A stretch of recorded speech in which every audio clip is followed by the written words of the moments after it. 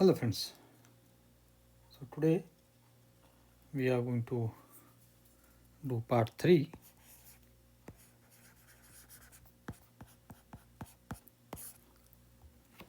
for the year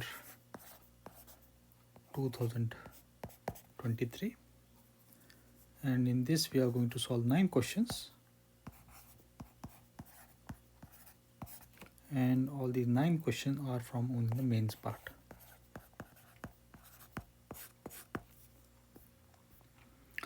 So the first question, it states that let sigma be the uniform surface charge density of two infinite thin plane sheets as shown in figure. The electric fields in the three different regions E1, E2 and E3 are.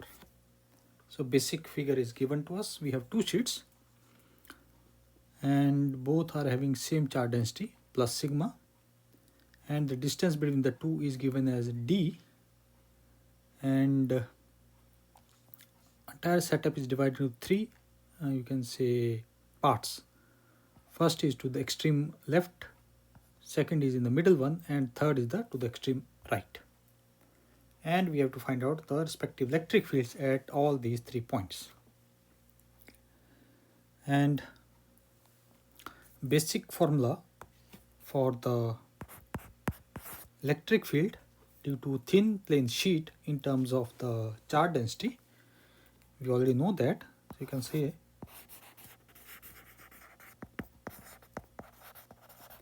electric field due to single infinite sheet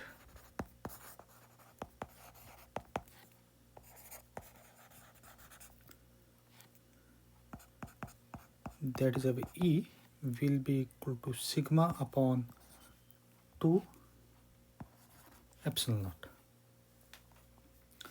And in this case the charge density is given to us as positive, so we can say our charge density is greater than 0. Therefore you can say the direction of the electric field will be away from the sheet. Direction is away from the sheet. And charge density is independent of the distance, so distance between the sheet doesn't matter. Everything is dependent upon only one part, that is our charge density. So here the charge density is same, so that is quite easy to solve with respect to their electric fields. Okay. So region 1 is left to both sides. So region 1, it is left to both sheets. Left to both sheets. It means the electric field, let us call this as sheet 1,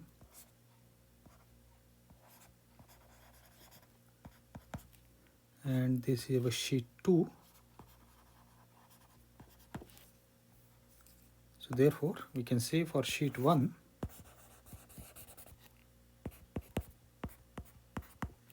we can write that the electric field will be equal to our sigma upon 2 epsilon naught, and it is towards the left side, so we can put here as our minus. Okay, so remember this is towards left side. Similarly we can write for sheet 2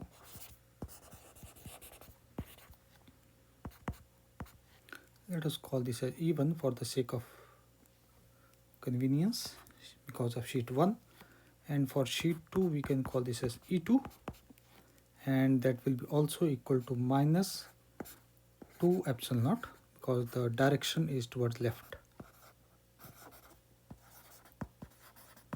side. and total electric field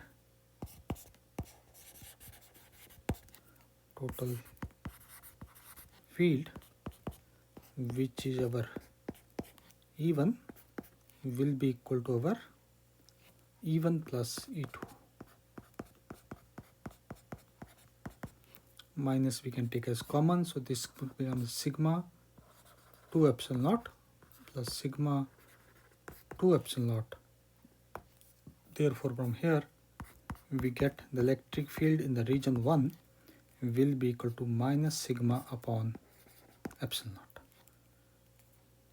And for the sake of direction we can just put a unit vector, that is of n unit vector.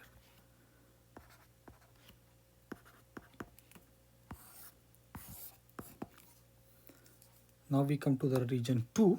Region 2 is between the plates.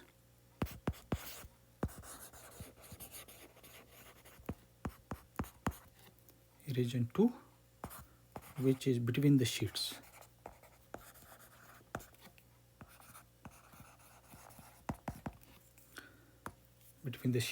So for the sheet 1 it will be right. So we can say for sheet 1 our electric field E1 will be equal to plus sigma upon 2 epsilon naught by n unit vector, and it will lead toward right side.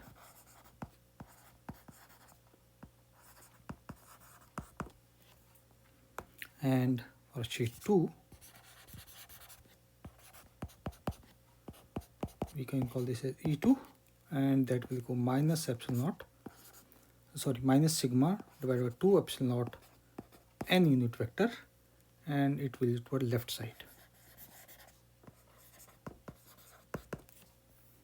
Therefore net field between the sheet, which is for region 2, will be equal to E1 plus E2, and that will be coming as sigma upon 2 epsilon naught minus sigma upon 2 epsilon naught and our n unit vector, and this cancels out, coming as equal to 0. And finally we have our region 3,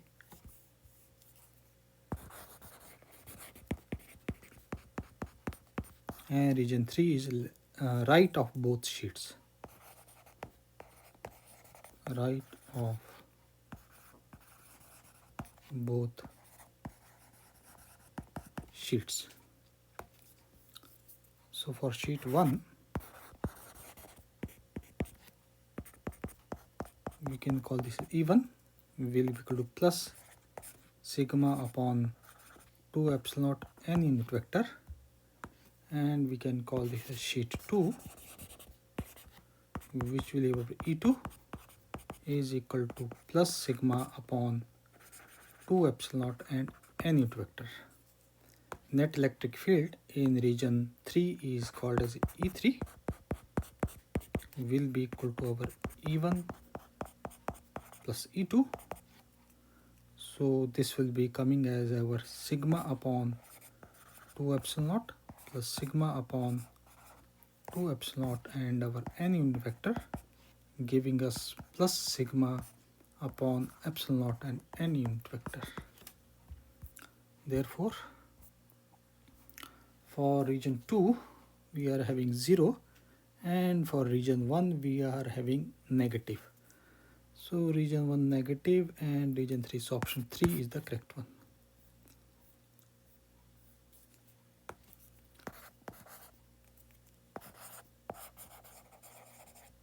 Option 3 is correct. Next question.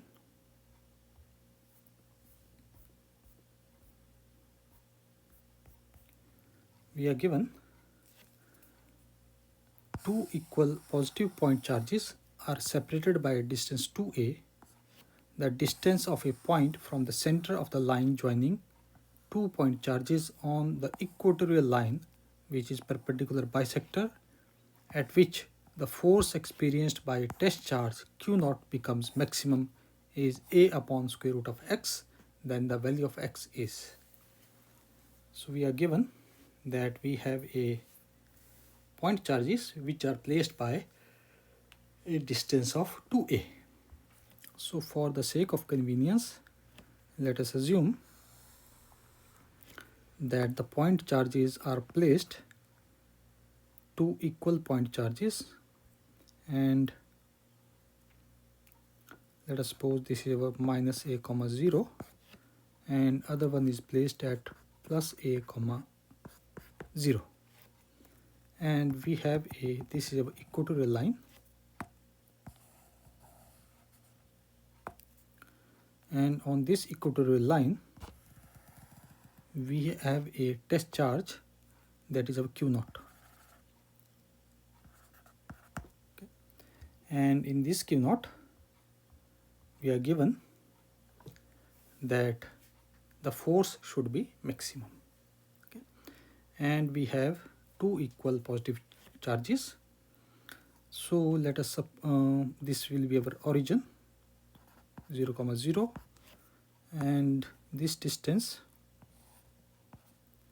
will be our a, on the other side will be also our a, and the distance between the charge and test charge, let us suppose, is given as r, and to the other side it will be also r, and let us call that position of this test charge from the origin is our y. And for the sake of argument, let us say this is our q1 and let us suppose our q2. No doubt they are equal, we can just later on replace them. Okay. So from here we can easily find out that our distance r will be equal to a square plus y square and its square root. Okay. And q1 q2, let us assume that this is q1 is equal to q2 is equal to over q. Therefore we can say force due to each charge, force due to each charge on the test charge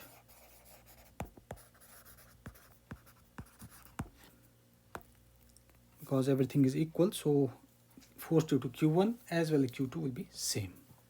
So we can say that will be equal to over f is equal to k, and this comes as q upon multiplied by q naught divided by, we have this as a square plus y square, because this is basically r square, so that will be going to cancel out the our okay. And secondly,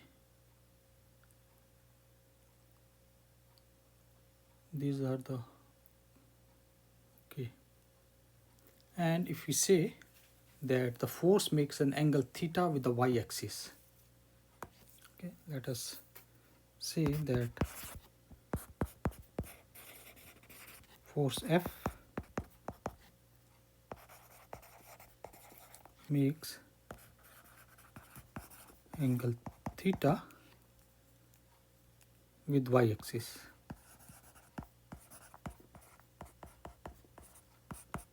Therefore we can write that our cos of theta will be equal to our y upon a square plus y square and its square root.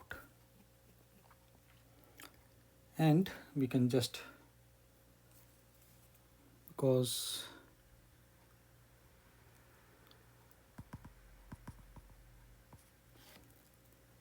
and we can just divide them. Okay, let me draw it here.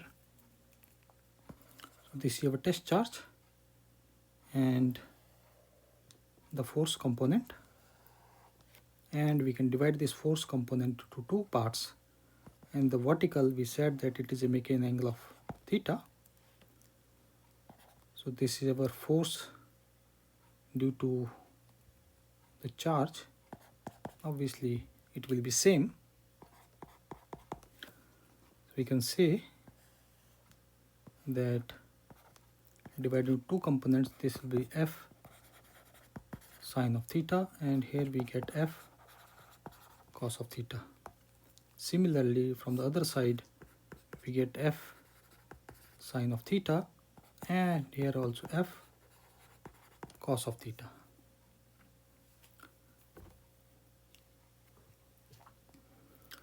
And this we are assuming that the test charge is of opposite polarity, okay, and if it is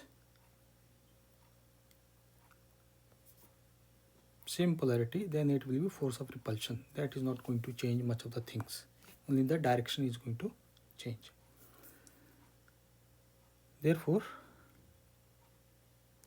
the forces F sine theta and this F sine theta will balance each other. So we can say net force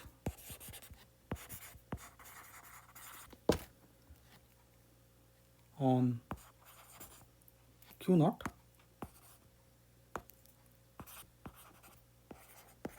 this is our Q naught and will be equal to, because this will be equal to twice F cos theta, okay. And therefore we can say our F net will be equal to twice F, we already know, is our K Q naught divided by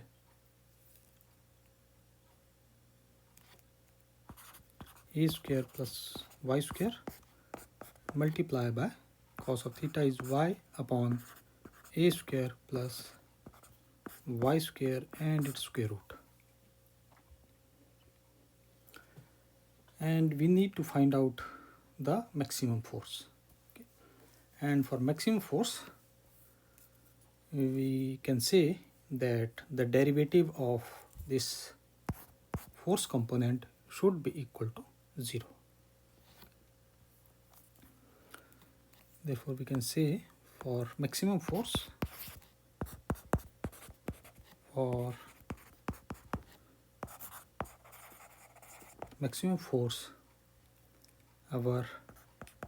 F prime net should be equal to 0. Now we can simply derivate it, and we are only interested in some of this thing will be entirely constant, so we are going to, for the time being, just ignore them and concentrate only on the derivative part of this function. So we can say our F prime net will be equal to, this comes as A square plus Y square and whole raised to power 3, and we get this as A square plus Y square 3 by 2 and multiply by 1, this comes as minus, and we are left with this as A square plus Y square 1 by 2, and we get this as 2y multiply by y and multiply by 3 by 2. Okay, so we are mainly interested in the numerator part, so we can write that the numerator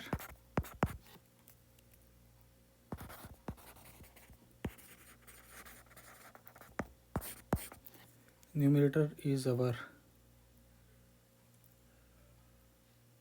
we can take A square plus Y square 1 by 2 as common, this comes as A square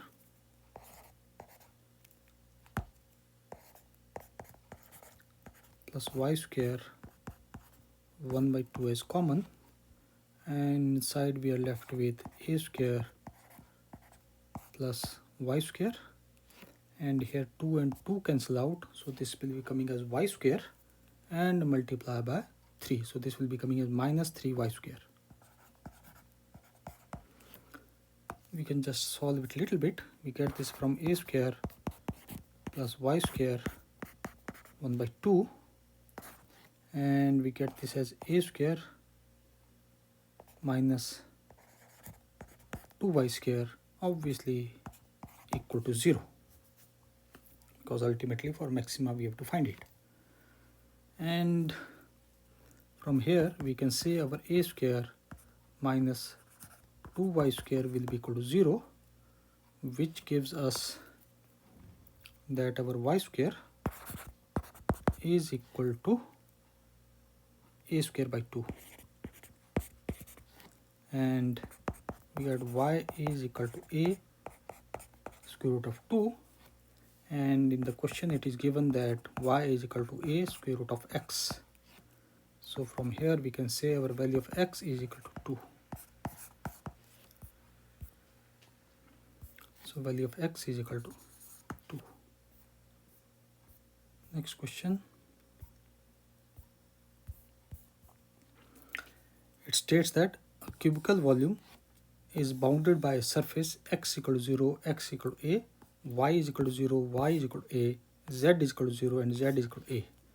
The electric field in the region is given by E is equal to E naught x I unit vector, where E naught is equal to 4 into 10 to the power 4 Newton per coulomb per meter. If A is 2 centimeter, the charge contained in the cubical volume is Q into 10 to the power minus 14 coulomb. The value of Q is, take epsilon as 9 into 10 to the power minus 12. So we have a cubical volume, and it is bounded by x0, xa, y0, and this. So here we can just draw an approximate, you can say, this cubical volume, and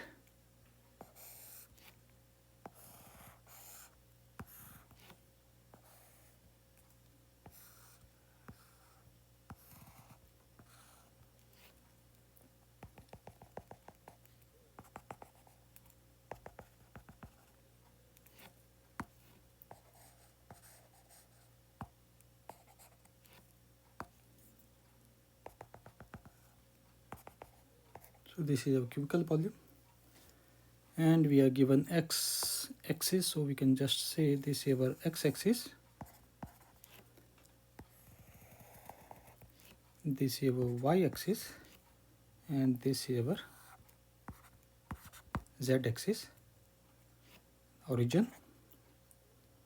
So side obviously will be A, and coordinates are given to us. And the electric field is toward in this direction. So we are given the electric field is equal to our E naught x I unit vector. So here we have to keep in mind that electric field is our toward the positive x-axis, okay, and we have to find out the value of charge, okay. And we know with respect to with respect to Gauss law, we note that the flux between the enclosed surface is equal to total charge upon epsilon naught. So you can say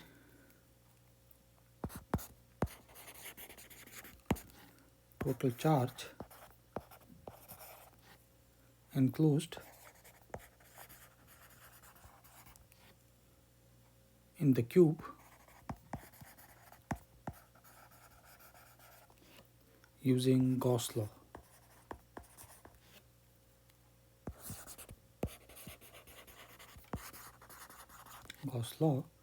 And let us call this a flux as phi is equal to integral of the closed surface and electric field with respect to our small area, and that is equal to our charge enclosed divided by epsilon naught.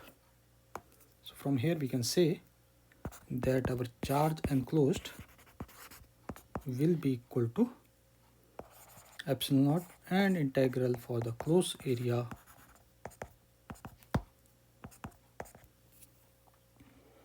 and we are given that our electric field is, we are given that electric field is equal to E naught x I unit vector.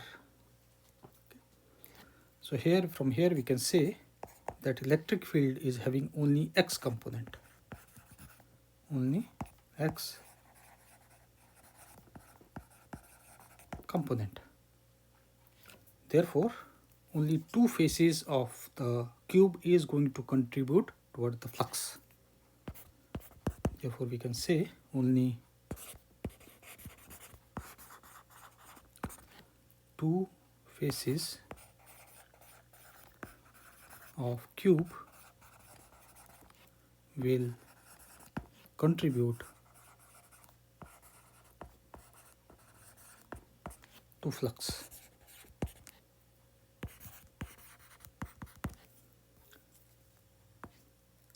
So first phase will be at x equal to 0. So we can say phase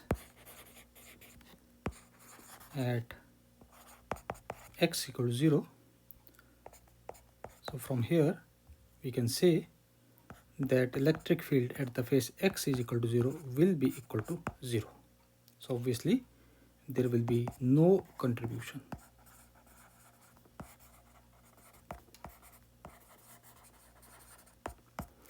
Because if we see this particular equation that E is equal to E naught x comma I, so from the looks of it, it looks like the two faces will be contributing and these faces will be our, this is a back face and we are going to have the front face. So only these two faces is going to contribute for the our total electric flux. But according to the given equation, at x is equal to 0, the value of electric field is equal to 0. Okay. Therefore, the phase at x is equal to 0, there will be no contribution toward the flux. And next is our phase at x equal to a.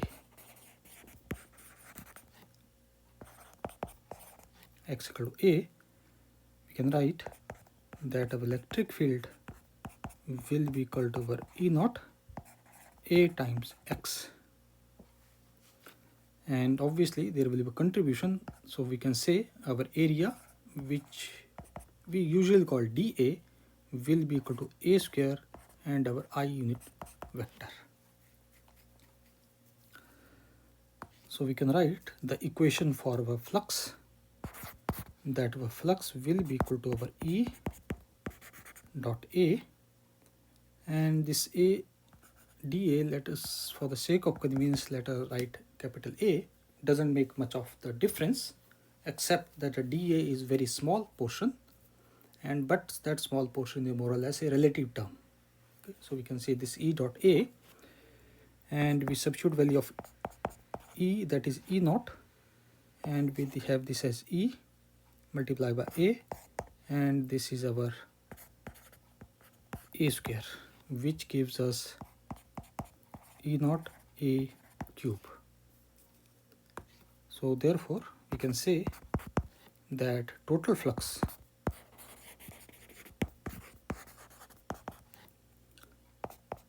which we called as our, let us call this as phi E. Our phi E will be equal to E naught A cube. Now using Gauss law, we can write that our charge enclosed will be equal to our E naught phi times E, which will be equal to our E naught epsilon naught E naught and A cube.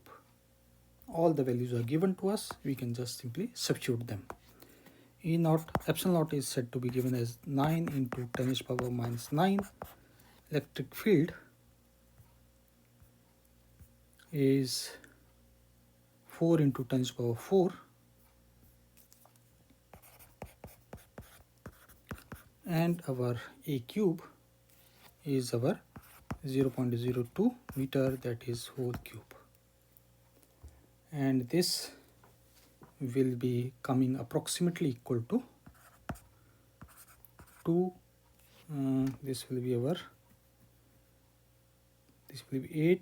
8 into, I think something 284 it should be close to, if I'm not wrong, but it is approximate, not a big issue. So we get this will be over 284.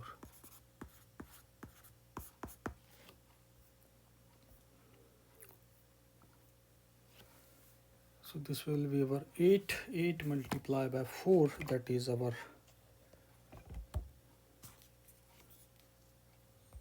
32, and 32 will be our, let me, 9. So this comes as 88.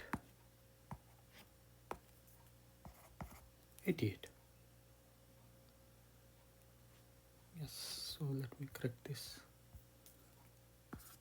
88. Next question.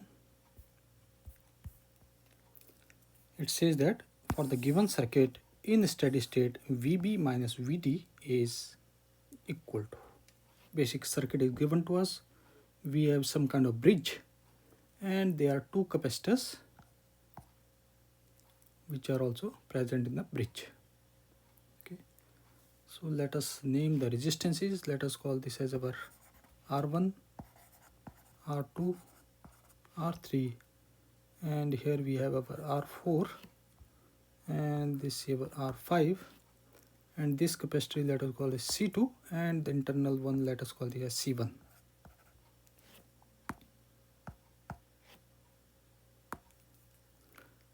C1. We have to study the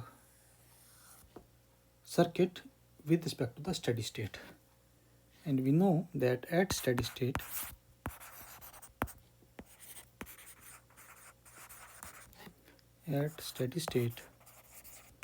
capacitors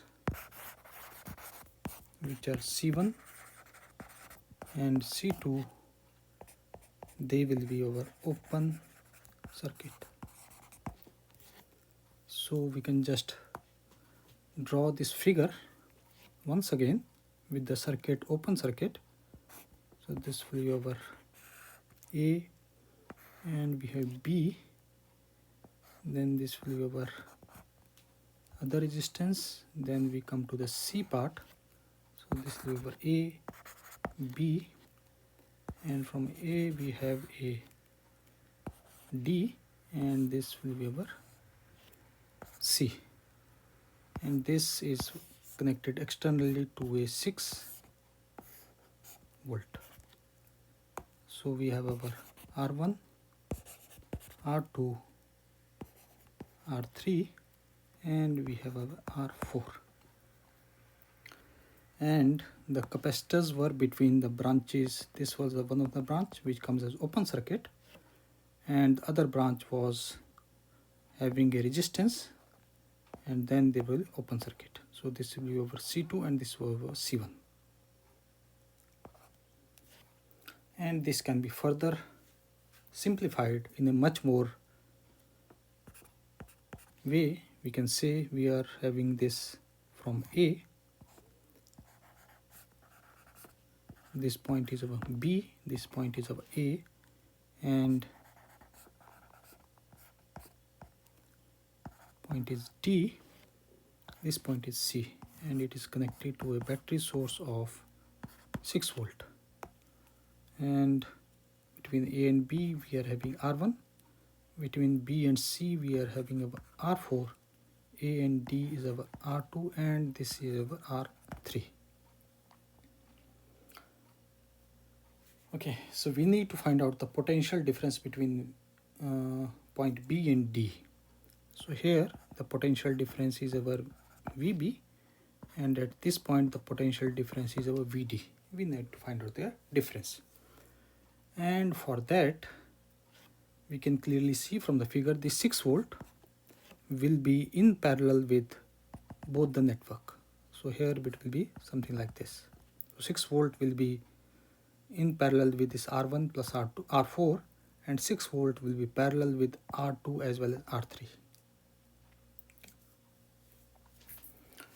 Therefore, we can say, let us suppose the current through here is of I1 and current through the lower branch is of I2. So we can say current I1 will be equal to, we have this as 6 volt divided by R1 plus R4. This comes as 6, R1 is our 2 and 1. So this comes as 2 amperes. Similarly, we can find out of R2 will be equal to 6 divided by R2 plus R3.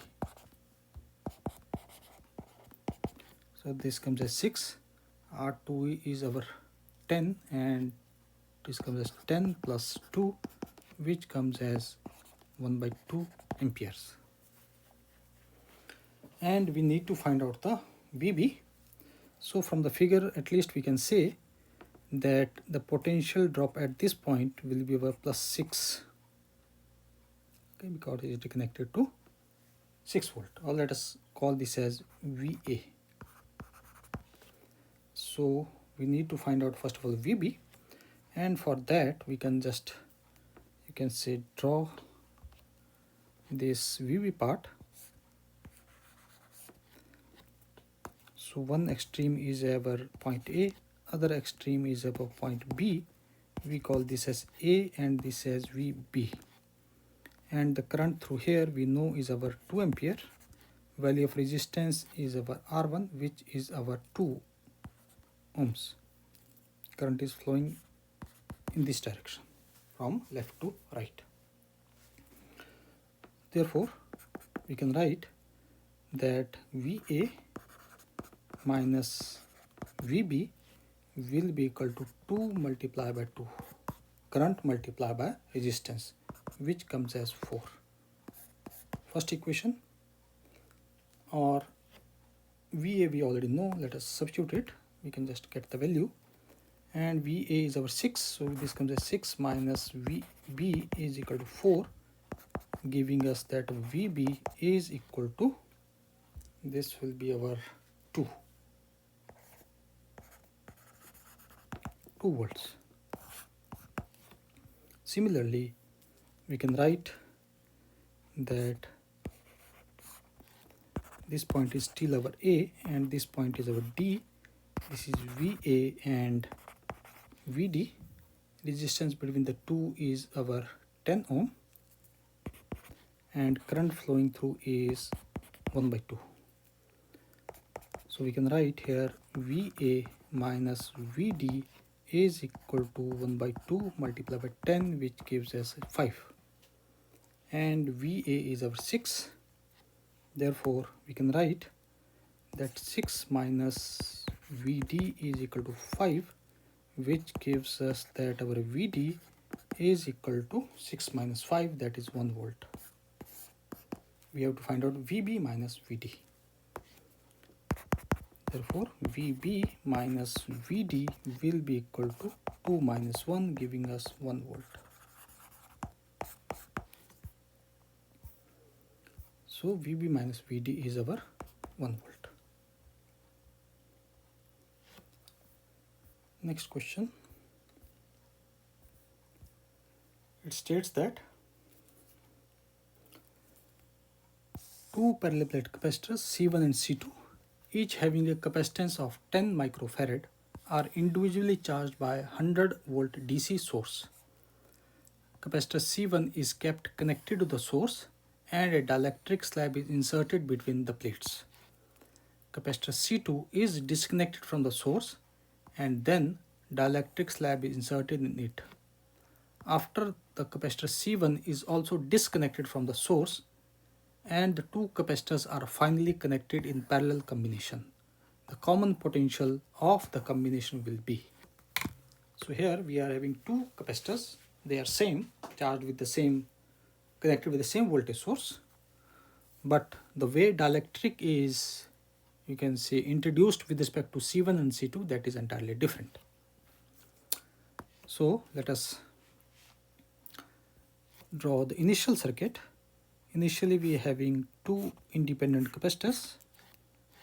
Let us suppose this is a C1 and this is a C2. Both are connected with the same voltage source. Okay. And so this is our initial condition.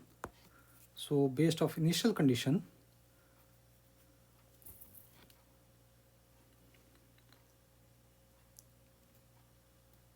okay, now they are connected with same voltage source, but for C1 what they do is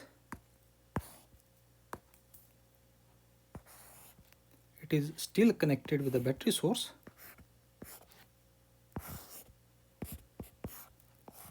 and dielectric is introduced in it. Okay, let us call this as our, you can say, capacitance of this is our C1 prime, and dielectric constant is suppose given as K. So this is our first case. Okay. And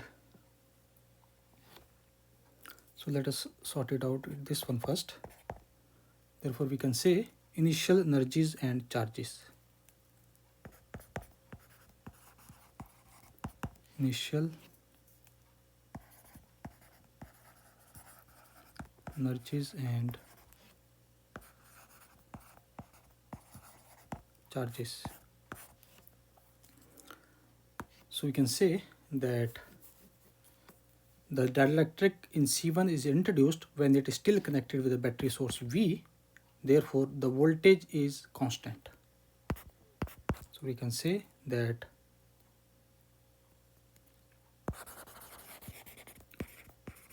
voltage is constant. And new capacitance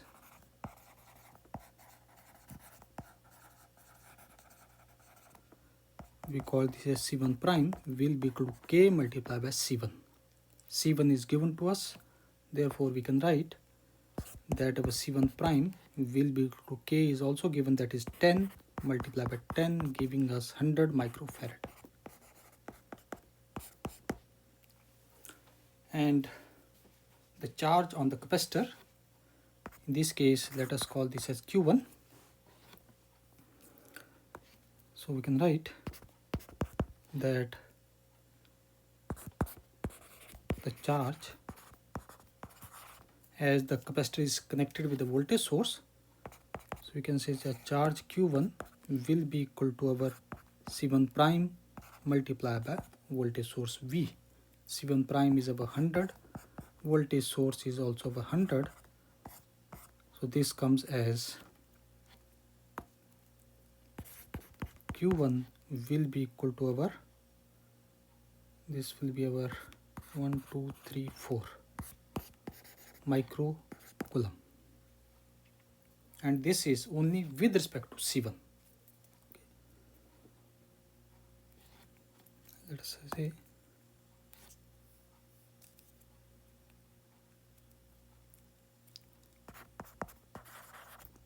for C1.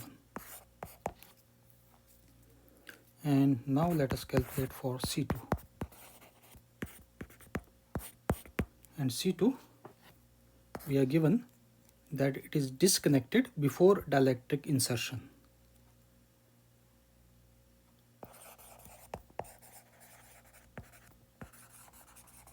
Disconnected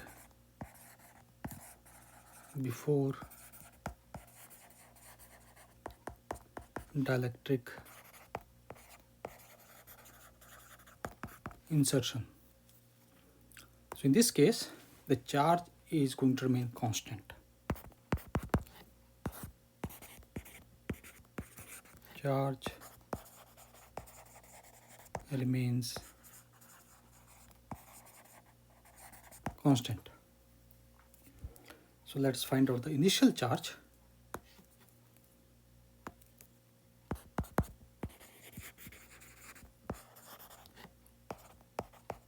Initial charge, let us call it Q2. Q2 will be equal to our C2 multiplied by voltage source V, which is our 10 multiplied by 100, giving us 1000 microcoulomb. And new capacitance,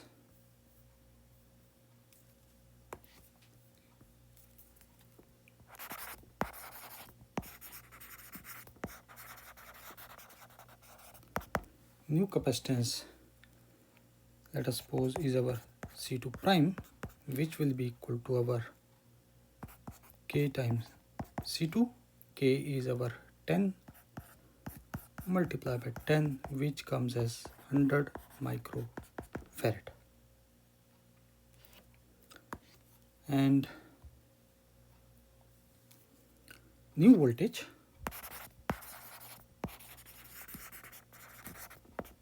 let us call it V2. V2 will be equal to our Q2 upon C2 prime.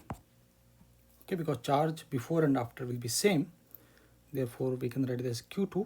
So this comes as 1000 upon 100, which gives us 10 volts. And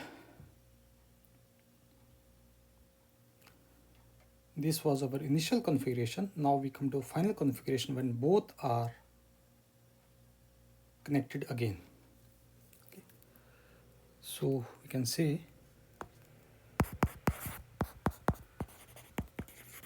final configuration, and in final configuration we have to remember that both the capacitors are having their dielectrics. So this is a C1 prime, this is also having a dielectric, and this is our C2 prime, which is also having a dielectric, and then they are connected. And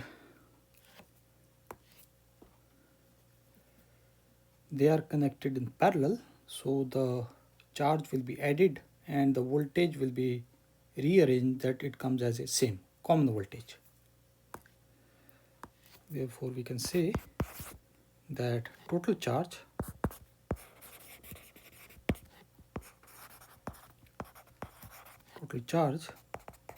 Qt will be equal to Q1 plus Q2, which gives us that our total charge will be equal to, we have this as 1 2 3 4 plus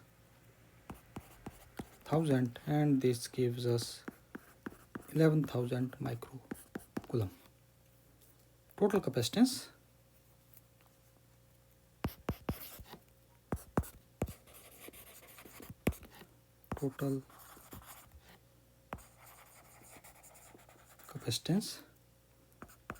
let us call this C equivalent, will be equal to C1 prime plus C2 prime, and both are having 100 and 100. So we can say our C equivalent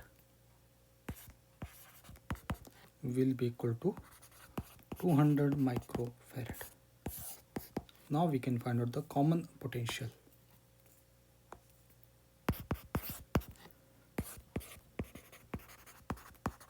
Common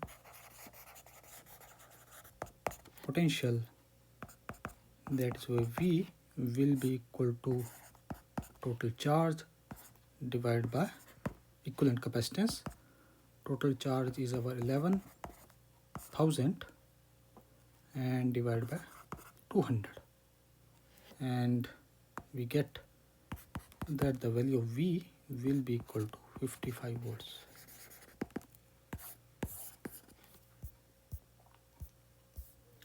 Is our 55. So in this case we have to keep track of how the dielectric is inserted. Okay. Next question.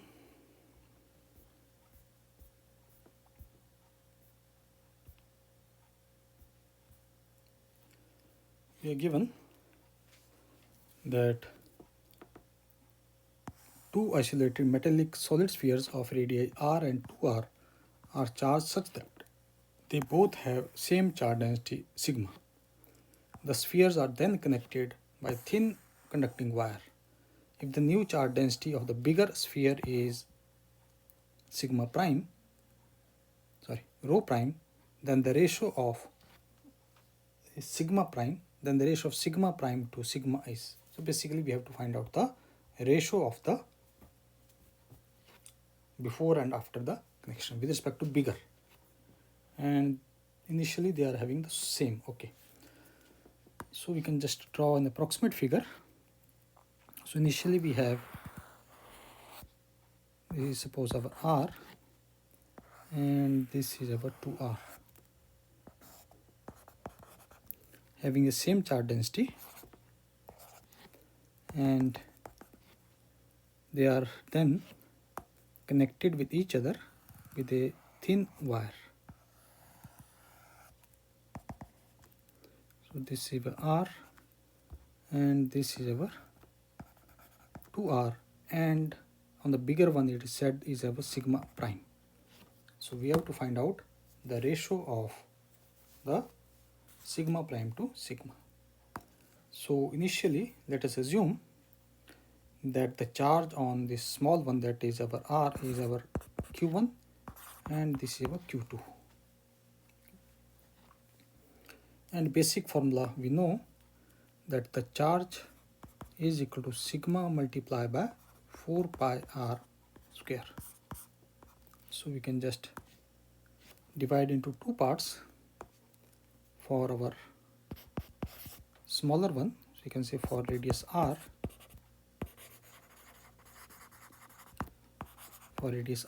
we can say our q1 is equal to sigma and we have 4 pi r square. And we can say for radius 2r,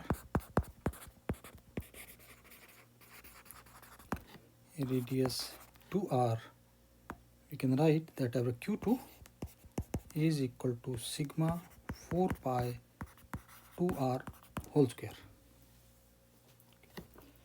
And we can find out the total charge before connection. So you can say total charge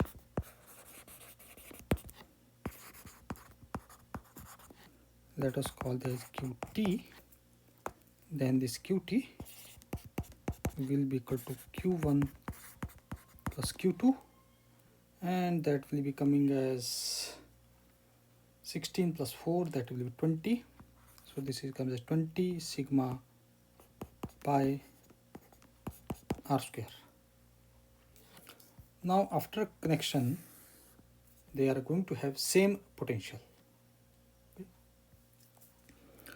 So you can say that after connection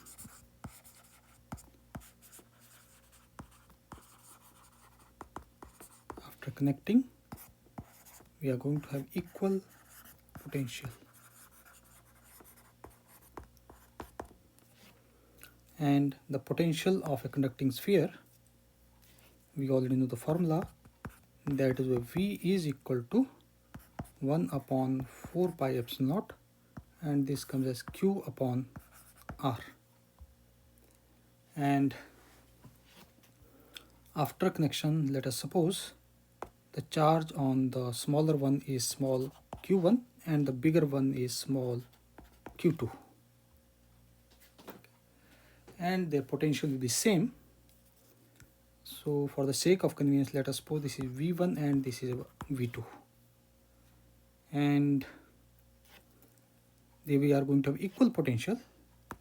Therefore we can say that our V1 will be equal to V2, which we can write 1 upon 4 pi epsilon naught. This will be a small q1 radius r is equal to 1 upon 4 pi epsilon naught, and this comes as q2 divided by 2r. And here epsilon naught cancels out, r and r goes away, and this gives us that our q1 is equal to q2 divided by 2. and obviously the total charge has to remain same. It means the initial charge should be equal to our final charge, which is after connection. Therefore, we can say that charge conservation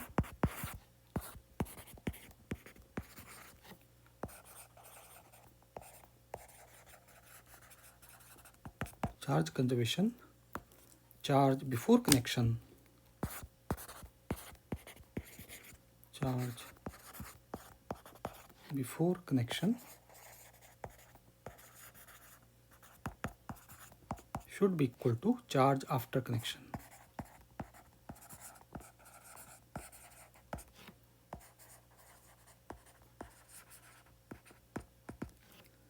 Which basically means that our capital Q1 plus capital Q2 will be equal to small q1 plus small q2. And capital Q1 plus capital Q2 we already know is our 20 sigma pi r square. And small q1 and q2 we already know. We are only interested in the larger, that is q2. And we can just q1 is our q2 by 2. So this comes as q2 by 2 plus q2. Now we can just solve it, and this comes as our 3 by 2 q2 will be equal to sigma, and this comes as 20 pi r square, and q2 from here we can write will be equal to our 40 by 3 pi r square and multiply by sigma. And our now we can easily find out q2. Q2 is the charge which is after connection, and after connection the surface charge density of the bigger sphere which is having a charge q2 is given as sigma prime. So you can say that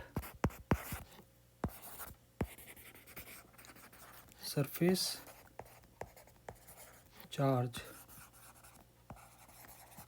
density on big sphere after connection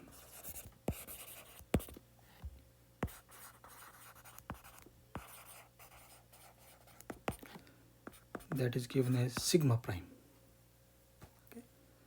And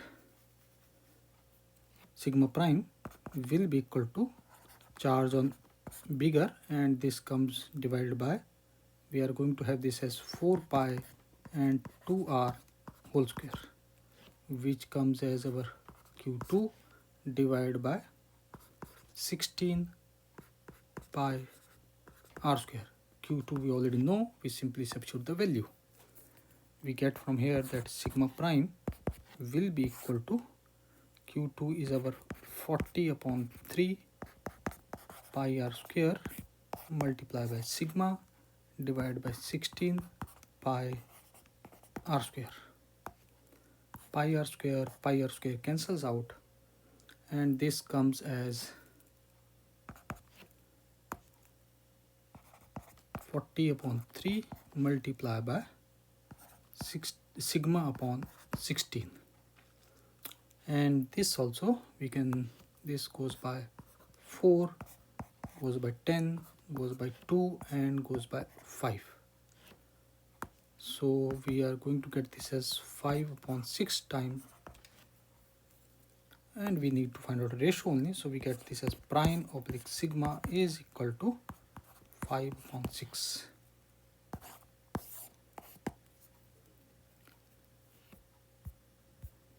So we get option number 3 is the correct one.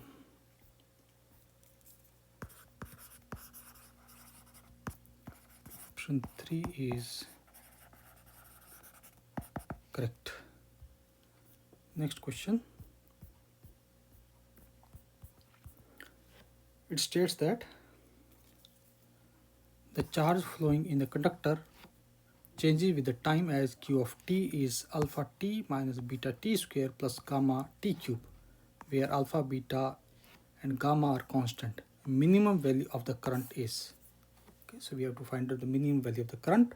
Charge is given to us, so current and charge relation we know is the derivative. Okay, so we can say that the current, which is suppose our I of t, will be equal to d by dt of our charge. We substitute value of equation for the charge, we get this as d of dt, and we have this as alpha t minus beta t square plus gamma t cube, and its derivative will be coming as alpha minus twice beta t and plus 3 gamma t square. And for minimum,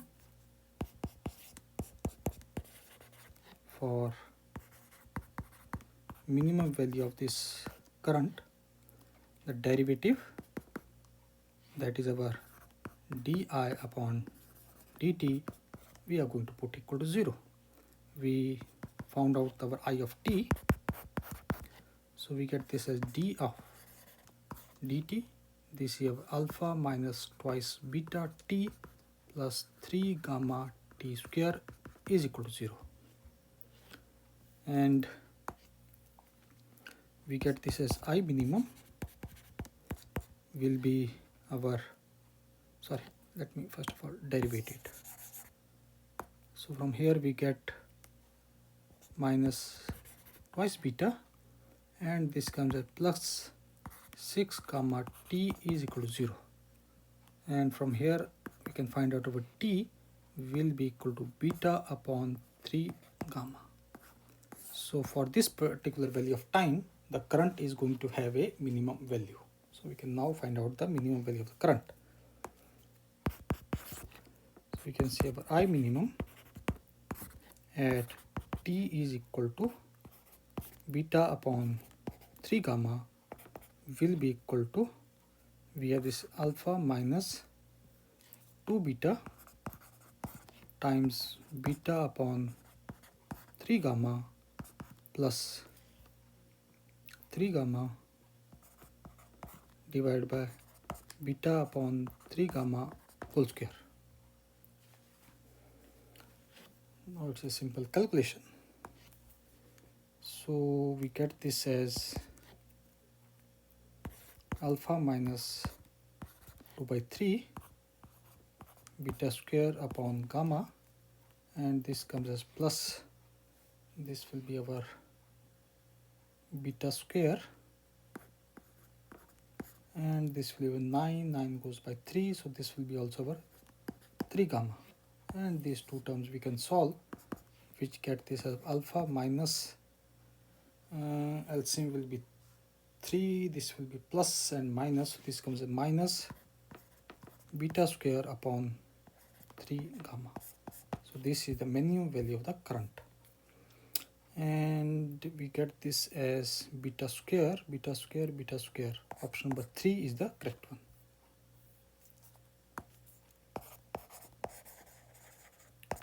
Option 3 is correct. Next question.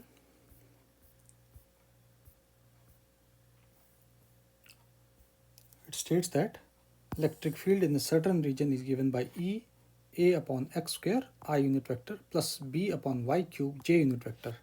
The SI unit of A and B is. Oh, this is quite straightforward. We start with the equation of the electric field.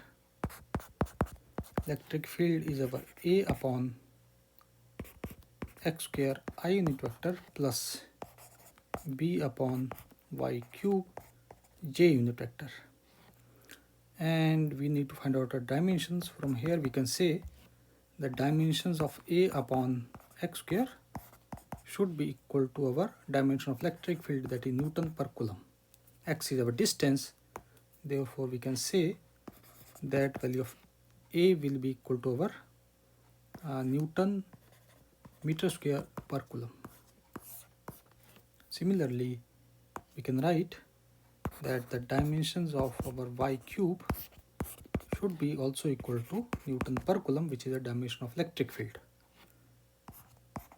Therefore, from here we can say the dimension of our B will be called Newton meter cube per coulomb. So we have this as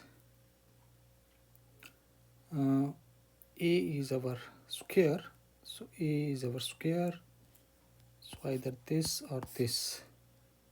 And option 4 is the, sorry, per coulomb. Option 2 is the correct one.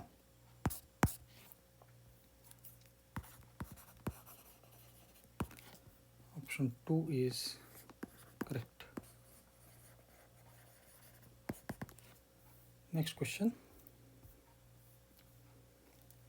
And it states that a capacitor of capacitance 900 microfarad is charged by 100 volt battery. The capacitor is disconnected from the battery and connected to another uncharged identical capacitor such that one plate of uncharged capacitor connected to the positive plate and other plate of uncharged capacitor is connected to the negative plate of the charged capacitor. The loss of energy in this process is measured to be x into 10 raised power, this should be -2. The value of x is, so this is quite straightforward now. We have one capacitor is charged, another one is uncharged, okay, and after disconnection it is both are connected.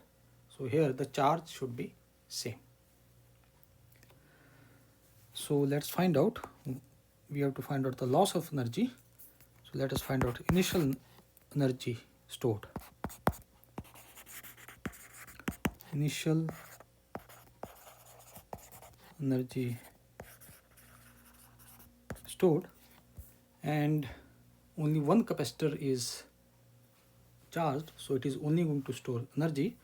Therefore we can say that our initial energy EI will be equal to over half CV square. So we can write this as a half multiplied by 900, and voltage is given as 100 and its whole square, and this will be coming as 4.5 joules. And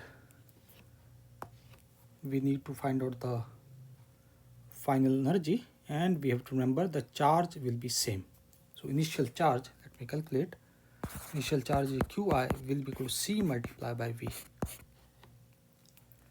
and we can say final energy stored. Final energy stored, and the capacitors are connected in parallel, so we can say our equivalent capacitance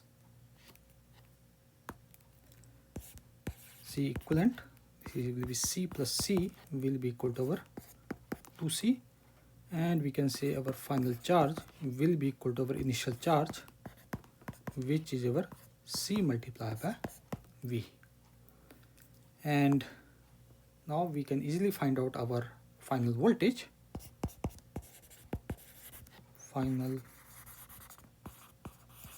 voltage, and the final voltage, let us call this as Vf, will be equal to our final charge divided by C equivalent. Final charge is our CV, C equivalent is our 2C. C and C cancels out, so we get this as V by 2, which is our 50 volt. Now we can find out our final energy. Final energy, let us call this as E final, will be equal to over half multiplied by C equivalent, and this we have our V final square. We substitute the values, this comes as half C equivalent is our 2C, and V is our V by 2 whole square, and this will be coming as 1 by 4 CV square. And we already know the values. We can say 1 by 4 C is our 900 and voltage V is our 100 square, and this is our 900 is 10 to the power minus 6. Therefore we get our final energy EF will be equal to 2.25 joules. Loss of energy